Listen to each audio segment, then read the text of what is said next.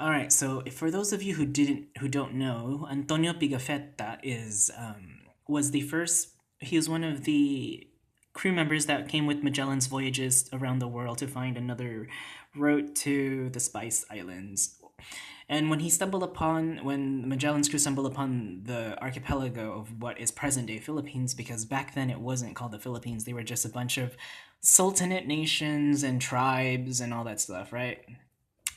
Antonio Figafetta was the first person to actually record as in written record of the Cebuano language. And this was back when in 1521, 1521, when that's the important year when the Europeans first set foot in the archipelago. And upon that, he made notes on the Cebuano language. I actually got this from a website that was posted with Jesse by Jesse Rubrico. It's not an exhaustive list. There's more words on that website, but I decided to take or choose some of the few words out here that I thought were really interesting and I wanted to share with y'all. On this left side, we have the word lak, right? Which or Antonio Pigafetta probably described as today as lalaki, lak, which is a male or a guy, right? A man. Beni Beni is the next one, and Beni Beni, which means like dalaga, which is today, it's like a young woman. This one's interesting because in Tagalog, which is a close language related to Cebuano, bini bini means woman or ladies. So you'll hear announcements sometimes in Tagalog saying things like mga bini bini at Ginoo, which means ladies and gentlemen. Even today, you can hear that. So Beni Beni is like what we I guess can consider Dalaga is in modern day, but keep in mind this is all old Cebuano. This is really like way back, right? The next word is paha, which today is pa'a, which is thigh, the human thigh, right, the upper part of our leg. Paha. I'm not sure again because these words were written in the old French or Italian or old Spanish way that they had. So the pronunciation of these words might not reflect how they are written. Okay, so think about that. That H normally doesn't have a sound in modern Spanish or Italian or even French or even Portuguese. So that ha sound might have some different consonant value or sound value back then as it is today.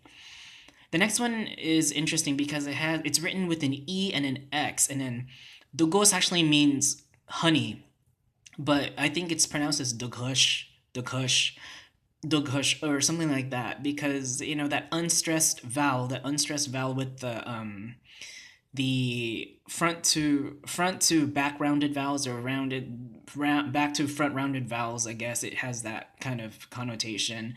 And the X I know in Old Spanish was spelled to for the sound of a sh or ch, like ch or a sh sound. During the sound changes that Spanish was enduring at that time, or the Old Spanish at that time, or Middle Spanish maybe. Anyway, it's dugos as we know it now to be honey. The next one's really interesting, makan, which is what we know as kaon. Or if you want to make it sound more of makan, we can say makaon, right? Makaon. Makan is actually a word today in the Malay language meaning to eat. So the verb to eat in Malay is makan. So you can see the relationship with the Malayo-Polynesian languages of Cebuano and Malay, which is very interesting. The next one is interesting too because of the way it's spelled. Now, we know asin to be salt, but back then maybe he wrote it as athin or akin, achin. I know in modern day Italian that ci makes the chi sound, and in modern day Spanish that ci makes the c or the thi sound. So, it could have that connotation of asin. Again, it just depends because I don't know the exact pronunciation of how it's spelled. And of course, we get baboy from baboy, like baboy from baboy, which is a hog or a pig.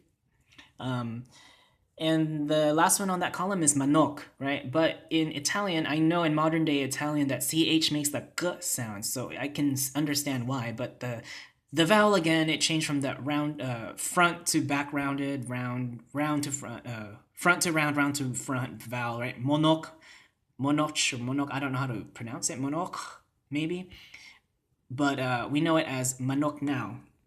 So manok. And then in this column, we have guay for dagway, which means face, right? Dagway. But I guess he heard it as guay.